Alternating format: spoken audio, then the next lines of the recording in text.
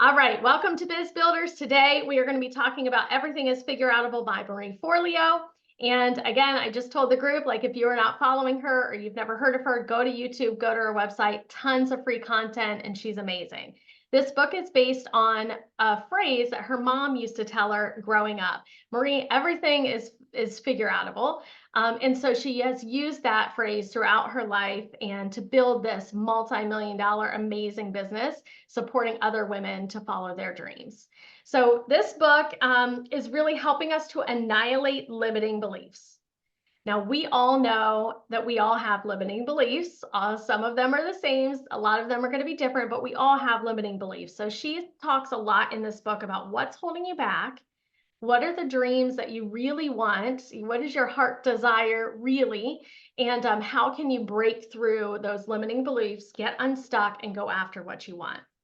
So the three things we're going to talk about today is number one, again, everything is figureoutable. It's such a powerful mantra that if we can adopt that mantra, we can help to beat our own minds. And we know that our minds are here to keep us safe, and of course, keep us stuck because that's, what it does. Number two, every time you say you can't, you're really saying I won't or I don't want to. And number three is clarity, motivation, and desire come only after you start.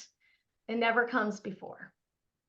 So let's dig into it. Number one, we need a roadmap, right? If you want to beat your mind at its own game, which is, again, just for survival, trying to keep you safe, then we have to adopt this mantra that we can figure it out. I may not know how to do this right now, but everything's figureoutable and I can figure it out. So what we need to do is start to identify the problem. What is that thing that you know is holding you back? What is that? What are you telling yourself? The story, I call it the itty bitty shitty committee. So sorry about that. But in between your ears, right? So what is holding you back? What is the problem? Where do you want your life to change? Number two, realize the solution. What is it? Do I need to exercise more? Do I need to drink more water? Do I need to take care of myself? Do I need more self-care? What is holding me back? Why am I not doing those things? And where do I want to change? And then you're going to start that journey. It's the bridge between realizing what the solution is and how I'm going to get there, and then starting the journey that we oftentimes get stuck, right?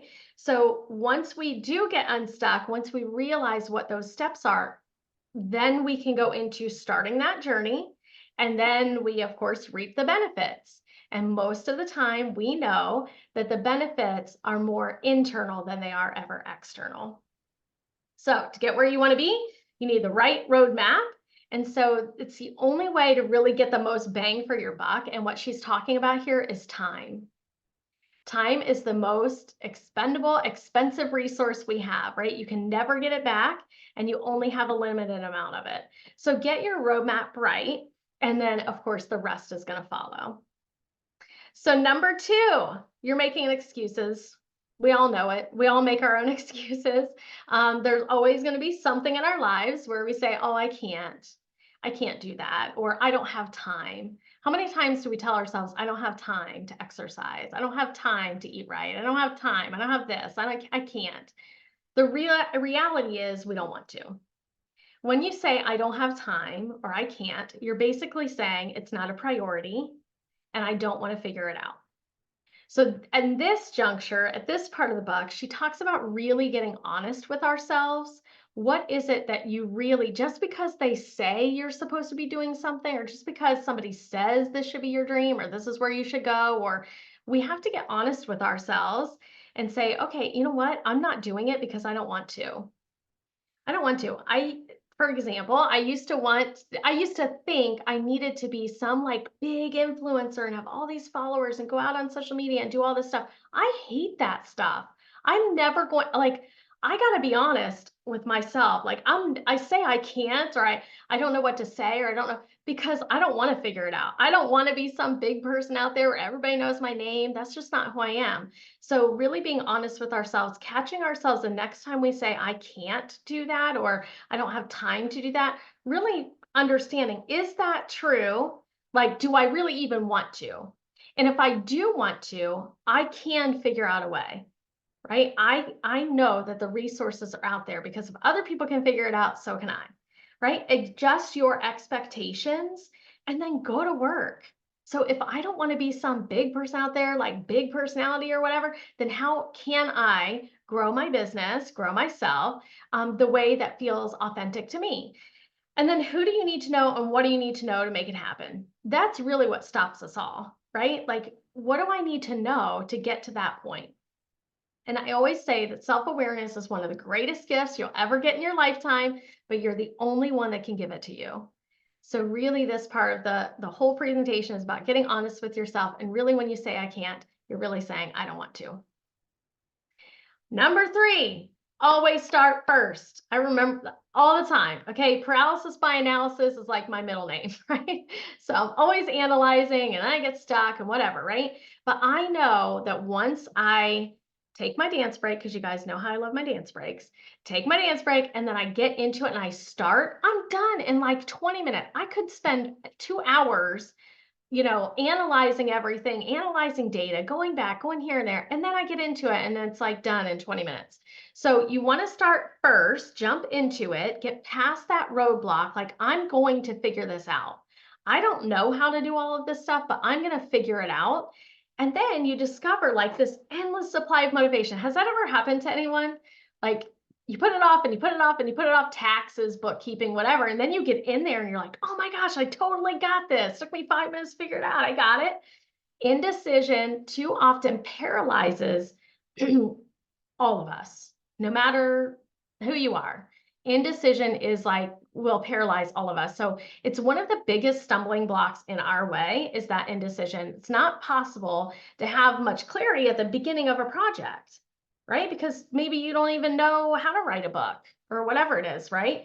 You only get that by starting the project. When I was writing the chapter for my book, I was on the very last day of the extended deadline.